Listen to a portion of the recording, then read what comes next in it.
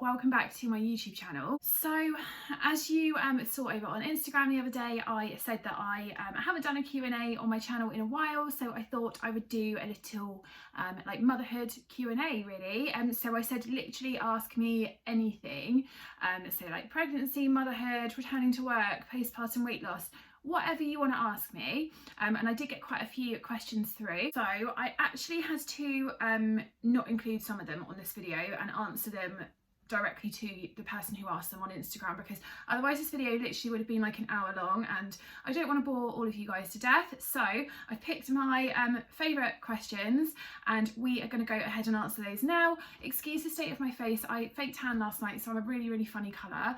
And I am not ready whatsoever, so I'm doing this as a get ready with me because we have a little baby date in an hour or so. So while Joel is down for his first nap, obviously I'm a bit pushed for time, so I thought I'll film this while I'm getting ready, why not?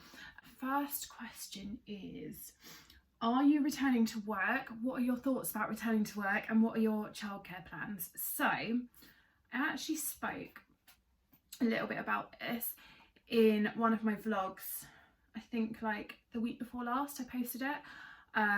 So yes, I am going back to work, but I'm not going back to work full time. I'm just going back part time. So I'll tell you what hours I'm doing in a second. My God, my eyes look so tired today. So yes, I am going back to work. I did sit down with my husband Steve and actually we looked at all of the options, because I just feel like being on maternity leave during a pandemic, you just don't feel like you've made the most of it. And we were really lucky, we had like baby classes and things like that in between the lockdowns, but I'm still like really sad to be going back, which I know is normal, but I think it makes it worse knowing that you haven't like fully done everything that you wanted to do on maternity leave because of the situation. So yeah, we did sit down and we thought about me not going back and worked out if we could afford it. And like Steve he's on like a good salary now. He's had a lot of pay rises in the last few years. That's not me bragging, but like, yeah, he's like, we're not well off at all, but he's doing okay. So we did look at it, but I would still have to dramatically change my lifestyle. So like, for example, we've got 2 cars on finance instead of 1, which obviously makes our monthly costs quite a lot more. We have a mortgage, we're not renting, so that's fine. Like, our mortgage isn't expensive at all compared to if we were renting this house. But yeah, just little things like that. So we did sit down and work it out, and yeah, I would have to dramatically change my lifestyle to not go back to work, and I'm not prepared to do that. And also, my parents always worked. So like, my mum worked part-time, so she was there to get me and my sister from school, but she was never a stay-at-home mum. I have nothing against stay-at-home mums at all. Like, you do you. This is just my personal opinion. I think it's really important to show your children you working, because I think that really reflects on them. So like, it's never been an option for me not to work, and I think I get that from my parents. I think it's really important for your children to see you going out to work. And then yeah, obviously stay-at-home mums work really hard as well, but yeah, you're still like, you're not any less of a mother if you go out to work. So yeah, I'm doing part-time. So they're my thoughts about returning to work. Yes, I am going back, and I'm going back in, oh my God, it's 3 weeks tomorrow. That's actually so scary. So yeah, my thoughts, like, I am anxious about going back, but not because of COVID. I don't know why, I've just never really been that scared about it. But yeah, it's not because of that. It's purely because this time last year, I got furloughed. Literally, like, excuse my face, oh my God. At the end of March, I got furloughed. So I've been off, and then I went straight into maternity leave in June. So like, literally didn't go back to work before mat leave. So I've been off for, by the time I go back, it'll be just over a year. And that's a long time to have off work, considering I've worked solidly since I was, since I left college at the age of 20. Before that I worked part-time, but then I was at college training to be a beauty therapist. So yeah, I've worked solidly full-time since I was 20 years old, and part-time before that. So to have that this long off work is like insane, and I've just got used to my new life. So the thought of I think I'm scared about the morning rush, like how I'm going to get both of us ready and get to work for 9 o'clock. But yeah, everyone said after the first few weeks it should be fine, so that's good. Anyway, fully aware that I'm waffling on and I won't make every answer this long to every question, so I will get on with this now. Basically, I'm going back part-time. I'm doing Tuesdays and Thursdays. My office is open till 8 in the evening, so I thought I'm going to do almost 3 days worth of work condensed into 2, so I don't need as much childcare. So I'm doing 9 a.m. till 8 p.m. Tuesday and Thursday, which I'm used to doing long days. I did that before I had Joel. That's fine, it's not an issue. I don't know, I say it's not an issue, I'll probably hate it when I go back, but yeah. And then I'm doing alternate Saturdays, so obviously Steve will be at home at the weekends to do childcare. So I'm doing alternate Saturdays 10 till 4 because that's the office hours on a Saturday. And then I've also added on a random Wednesday evening, so just go in and do 5:30 till 8 just to cover like the late shift in our team.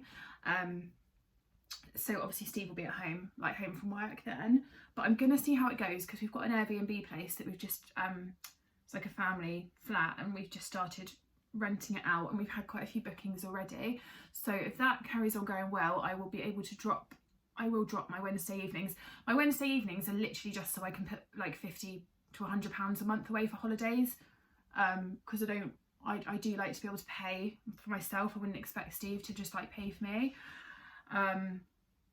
That's just me. So yeah, if Airbnb goes well, then that money will be used for our holidays instead, and I can drop my Wednesday evenings at work. So hopefully I will only have to do that for like 6 months or so, and then I will be able to drop them. So yeah, Tuesday, Thursday, Wednesday evenings for a little bit, like a few months hopefully, and alternate Saturdays. That's what I'm doing. So I'll still have Monday, Wednesday, most of Wednesday and all day Friday with Joel to do baby dates. So I've got a few other friends who obviously we're all gonna be going back to work. So my NCT group, who I see quite a lot, we're all going back to work. It wasn't an option for us not to go back to work. Like, we just think it's really important to go back to work and just feel like you for a few days. You're not just mum all the time. I think that's so important as well. Just change out of your loungewear for a couple of days a week and not be mum. And I've got friends at work who said that's what they loved about going back as well. Yeah, so like I said, I've still got days where my NCT group, like we're all off kind of on some of the same days and vice versa. So yeah, we can still meet up and do baby dates and baby classes and things like that. So yeah, that does make me feel a little bit better about going back. And for childcare, my mum is having Joel. So yeah, I've been very lucky with that. She does work, but she's changed her days off. So she's going to have Joel on the 2 days that I'm working, and then obviously because I'm doing alternate Saturdays, Steve will be at home to have him. So the next question, were you worried about losing your old life and your freedom because you have no responsibilities before? Yes I was, very much so. And I mean, this, I don't think if anyone tells you they're not worried about that when they have a baby, I think they're lying, like secretly lying. Everyone's worried about that. It's the biggest life change you will ever go through, I think anyway. So yes, I was worried about that, and we literally waited till we were in, for us, the perfect position to have a baby. So we were married. Not that you have to get married at all, but for me personally, I wanted us all to have the same name, and that was just like a thing that I've got. But I don't have anything against people that aren't married. We owned our own house, so that was a really big one for me, because I just think when you have a baby, it's hard to get a mortgage anyway nowadays because property prices are expensive. It's hard to get a deposit together, things like that. You need literally about at least 20 grand to put a deposit down on a house now, plus all of your stamp duty, your moving costs, things like that. How we would have got that together now, having had a baby and my income has gone down, I don't know. Like, we wouldn't have been able to do it. So for me, it was really important to get on the property ladder before we had him. A couple of reasons really. Security. My husband's a manager in their housing team at the council, and I know if you're private renting, like, you just don't have that same security as if you own your house, because you have to do what your landlord says. If they suddenly decide to sell the property, like, you have to move, whatever. So yeah, and then also rent is more expensive generally than paying a mortgage.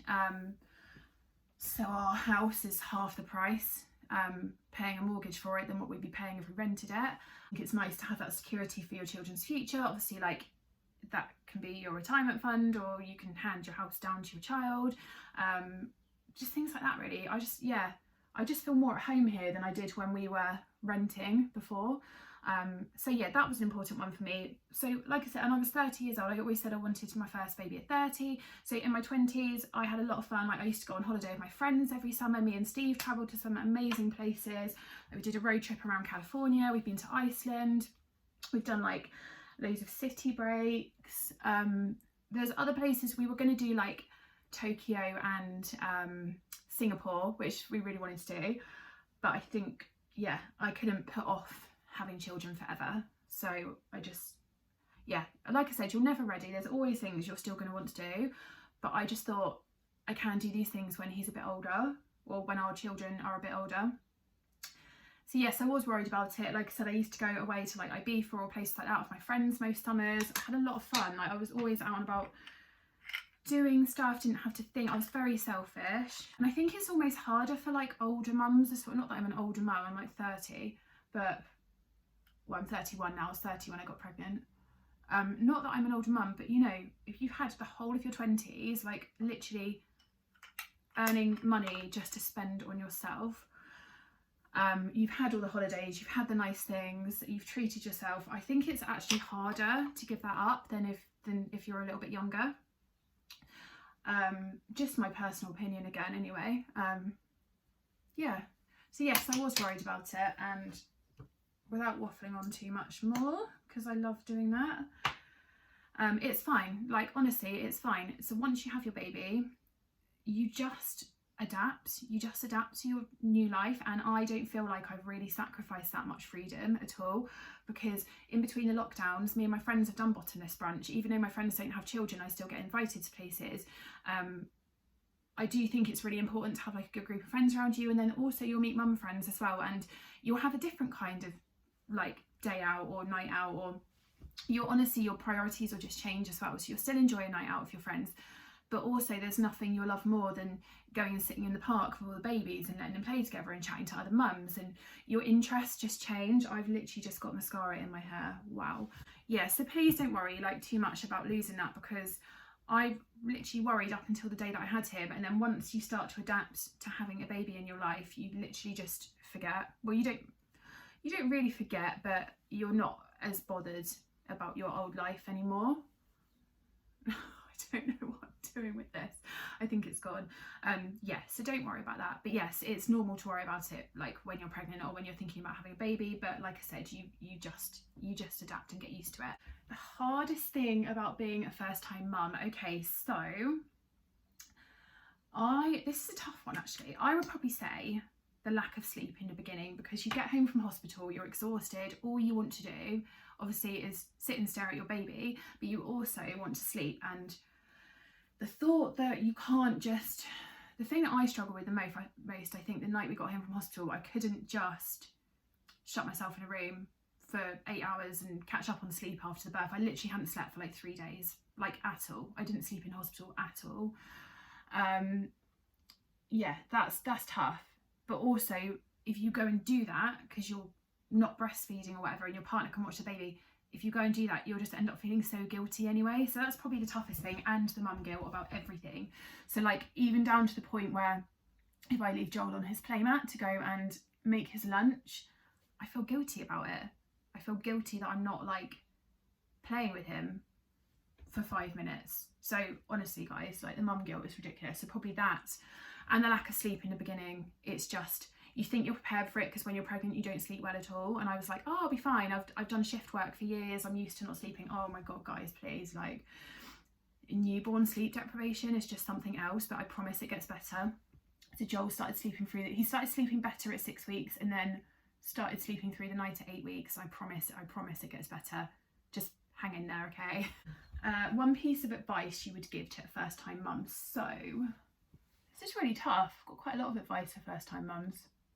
Probably like my one piece of advice that I would tell myself if I was to do it again, is if you're breastfeeding, please don't put that insane amount of pressure on yourself to continue if you're not enjoying it. because I did and it made me ill. So yeah, you've probably seen my previous videos. I breastfed for 5 weeks exclusively, and then I switched to combi feeding, and then I was exclusively on formula from 12 weeks, or he was, sorry, not me. Yeah, just don't put that insane amount of pressure on yourself to continue, because there's nothing wrong with formula feeding your baby, and I felt so guilty about it, and you just don't need to. And also take so many photos. Like, it literally goes, I know everyone tells you this, you're like, yeah. Quickest year of my life. Like, he's not even 1 yet, it's been the quickest year of my life. So please just take all of the photos, all of the videos, capture every single moment, because they literally change so fast. I look back at pictures of him from a month ago, like literally just a month ago, and he looks so different. So yeah, just all the photos. Just get ready for your camera roll being full and your phone never having any memory again. And what's the best thing about being a first time mum? Okay, so for me it's the just knowing that you're someone's world, because it's easy to forget that day to day when you're just kind of like struggling in lockdown and you're feeling the pressure to entertain them all day and things like that. It is easy to forget that you are enough for them. Just you being there is enough. So yeah, that's the best thing. When I actually sit and think about it, I think it's amazing that hopefully, like, no one will ever love you like your child will. So yeah, it's just an amazing feeling. It really is. Next question. When are you thinking about having baby number 2? I get asked this quite a lot actually whenever I do a Q&A. This one always pops up. So I've been doing this for about an hour. We are going to probably try towards the end of next year. So we're not doing it this year.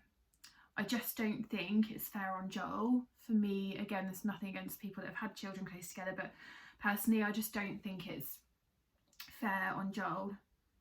I think he deserves that time with us for like a good year or so, like a good couple of years before a sibling comes along.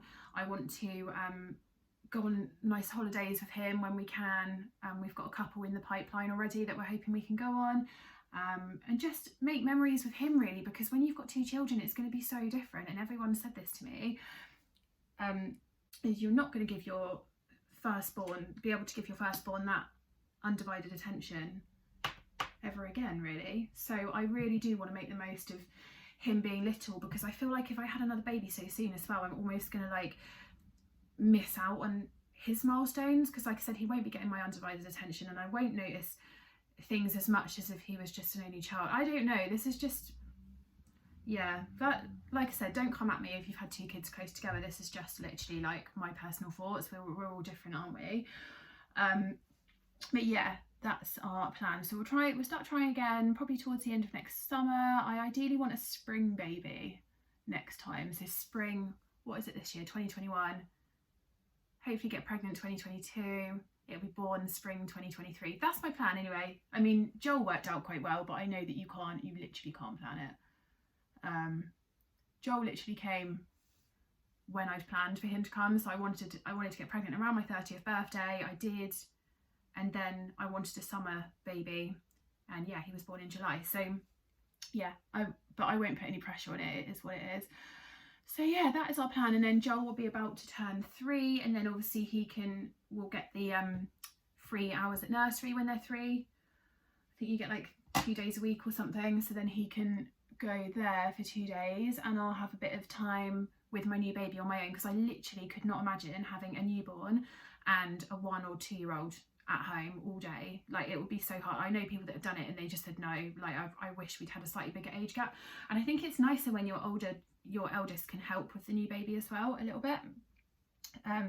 So yeah, we're not going to wait like till Joel's at school, which is what some people like to do. I get why they do it, because then obviously you've got way more time with the new baby and your child's a bit older, so they can help even more. We do want a little bit of a closer age gap than that for them to be like quite close, but then not too close, because I think I'll actually go insane. And also, I've just started feeling like myself again. I would say like you get to 6 months postpartum and you start feeling like you're like more like yourself again, and your weight's come off generally, or coming off. I've just got mascara on my face. yeah, and I'm just, your body's going through so much. I just give it a break for a bit. That's my opinion anyway. So yeah, baby number 2, pending spring 2023. This is a good one actually. How did you make the most of your maternity leave during a pandemic? I need some inspo. Okay, so I've done quite a few videos on here. Well, not quite a few, I've done a few of like playtime ideas, so definitely head over and check those out. I've got a playtime one, and then I've got a sensory one as well. We've also started doing messy play now he's a bit older, and also any mums you know in the local area, literally just get out and see them for a walk.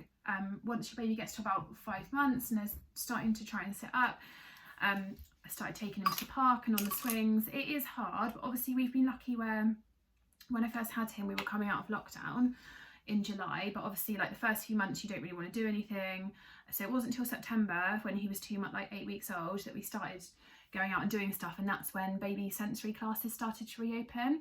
So we had September and October doing classes every week, having mum dates with all our NC2 group. It was great, like lunch dates, things like that.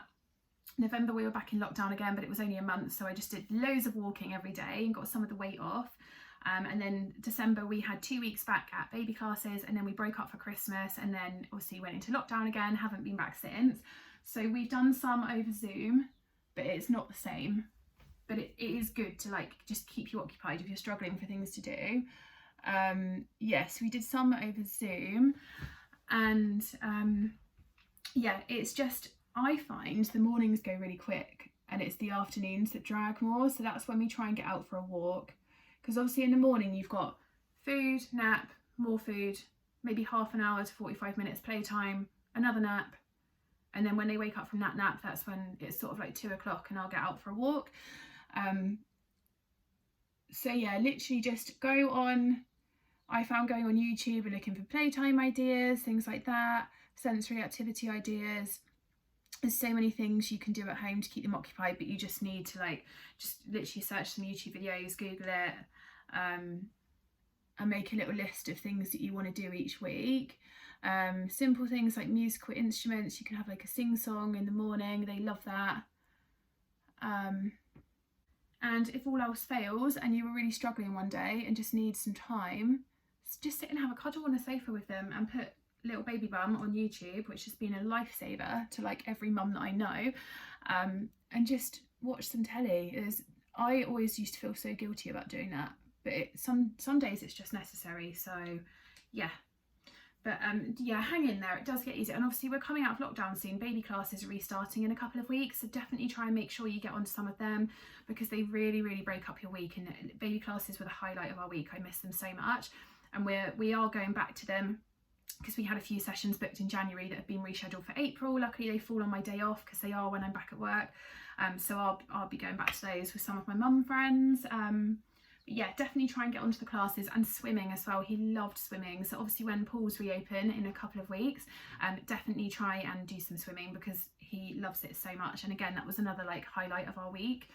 But yeah, I know walks are like so overrated now because we've done them so much, but just getting out for a walk every day, push yourself. Like some days I can't be bothered, but I know that if I do it I feel so much better. Otherwise I just sit in and I just get into a really like negative mindset. So yeah, make sure you get out at least once a day with baby, and it will just make you feel so much better. But it's been so tough, like so tough for new mums in 2020, so hang in there, lovely. It will get easier, I promise. And obviously things are reopening soon, so you should be able to do a lot more than what you're doing now. Did you get postpartum hair loss, and how did you manage it? My eye bags are awful today, I don't know what's happened. No, luckily, well, I don't think I did, but to be honest, I've got so much hair, like it's an actual joke, and that's not me bragging because I hate it. Like take some of my hair, I really don't want it. Yeah, no, I don't. If I did, then I didn't notice it because I've got so much hair anyway. I probably could have done with losing some, and that sounds really selfish because I know like a lot of you struggle with postpartum hair loss, but you always want what you haven't got, don't you? And when you've got hair that's this thick and unmanageable, it's not this, I've straightened it now, but you should see it when I first come out the shower. It is a joke. It's like wavy, it's frizzy, it's like a full-on afro. Yeah, so if I did lose some, I would probably have loved it. But no, I didn't get that, but I did get so like around my hairline. I don't know if you can, oh, it's not showing up that well. Oh yeah, here. So I've got all these random bits of like short broken hair, and like at the front here as well I've got bits that stick out, which again is like a common thing after pregnancy. So yeah, I did get that. When I was trying to grow my hair before, I was using this hair growth shampoo. So if you just Google hair growth shampoos, because I don't think the one that I used is still for sale, they really do help with like getting your hair thicker and growing back. So you could try that if you're struggling with postpartum hair loss. But luckily I haven't been too bad. I just need to work on these broken bits, which is just, yeah, I found my hair was so dry and so difficult to style up until about 4 months postpartum, I would say, which again is just another effect of pregnancy on your hair. Joys. Next question. How long after giving birth did you wait to have sex again? Okay, so I'm sorry if my mum or dad are watching this, they're probably not.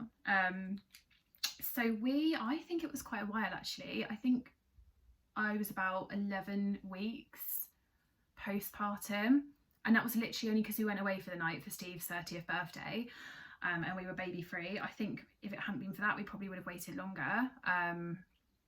Yeah, so I had a second degree tear, but it was like a really bad secondary degree tear because I pushed him out quite quickly, and yeah, just where it all happened quite quick, I did have that tear. So I remember after I had him, I just literally wanted to demolish a packet of jelly babies. So I was sat there like starting to eat my jelly babies, and the midwife said, oh no, wait, because you might need to go to theatre to have your stitches. We just need to check whether it's a 3rd degree tear, because they thought it might have been a 3rd degree tear. Luckily they checked and it hadn't gone through to the back. Just, oh, freaks me out so much. Actually, it didn't freak me out before the first time, but the thought of everything opening again when I give birth a second time actually freaks me out so much more than the first time. Like the first time I didn't even think about it.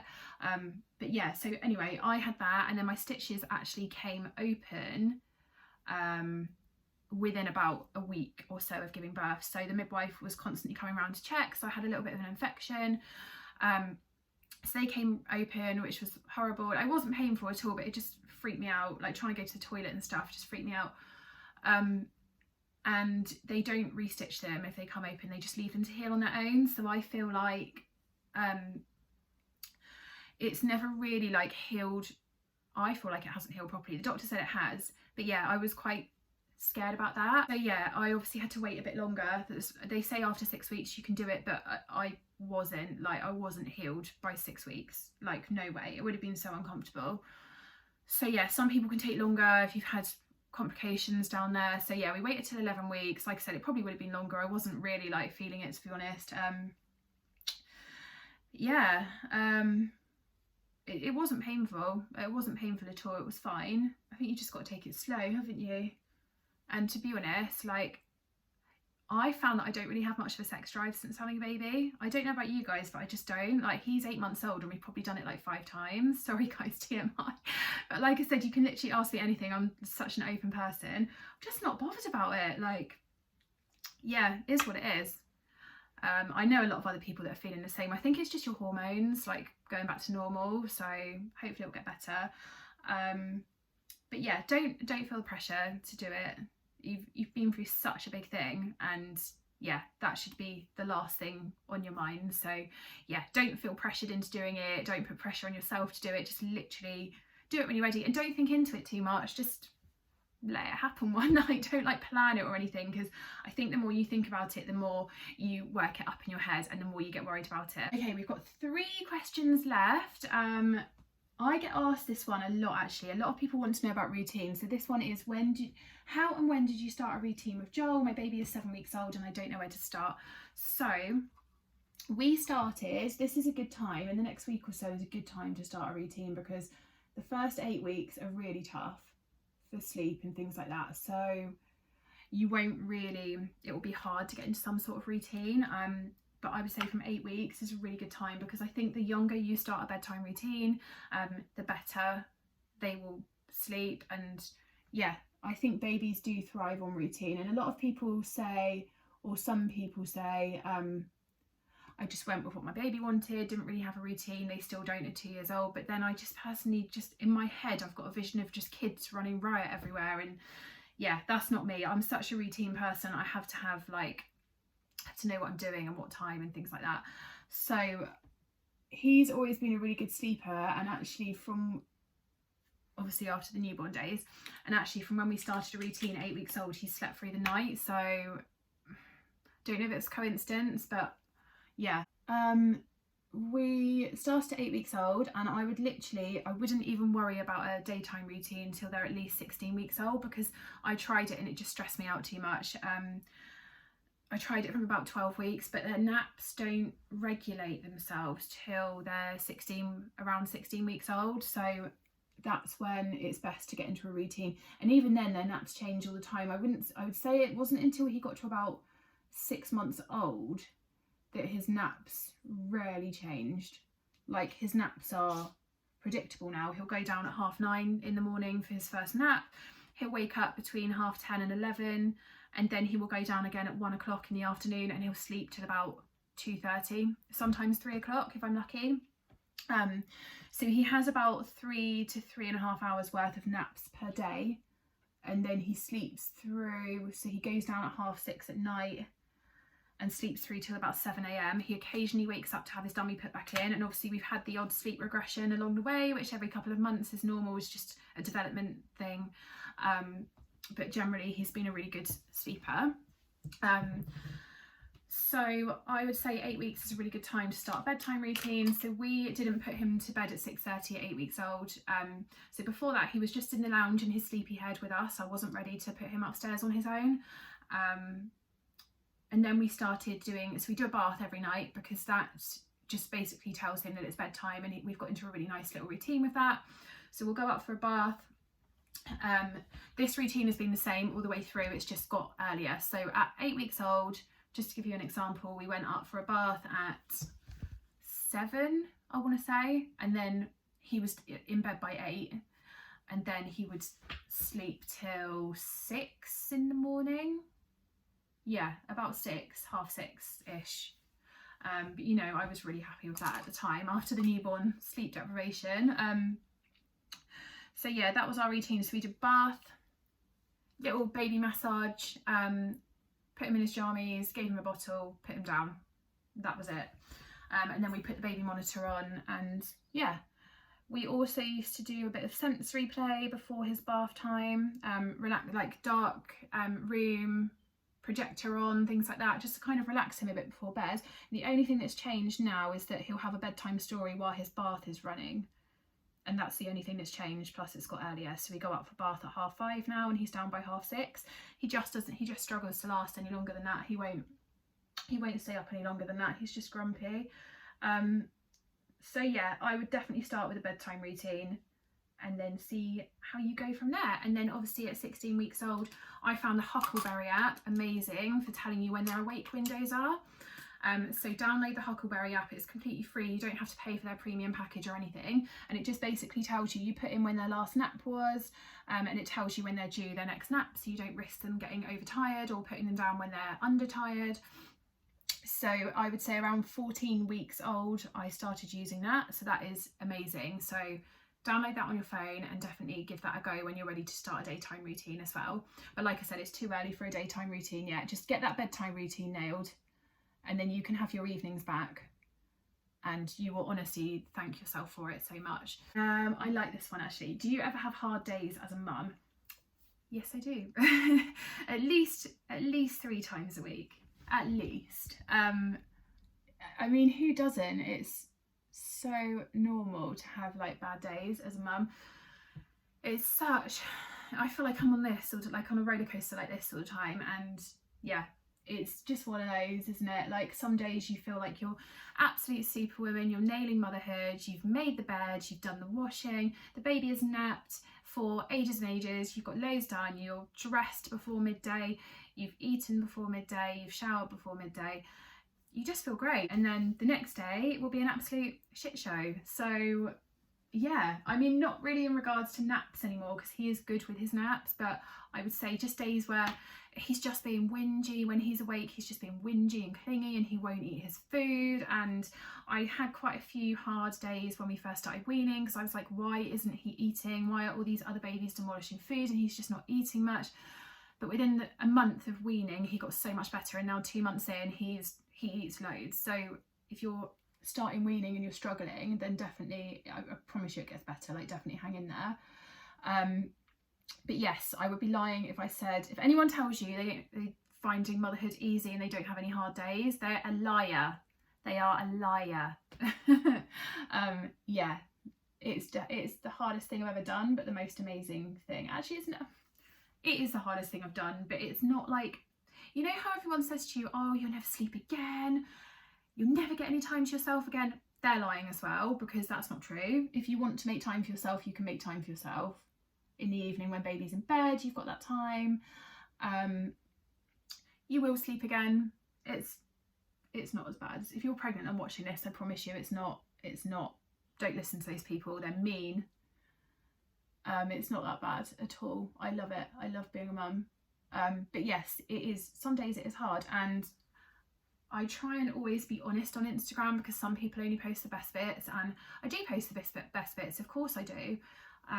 But I always try and have a rant on there if I'm having a bad day, or Joel's like throwing his food everywhere, or he's not napping, or I've been up in the night with him. I will always post on there just to show other people that they're not alone and we all go through it.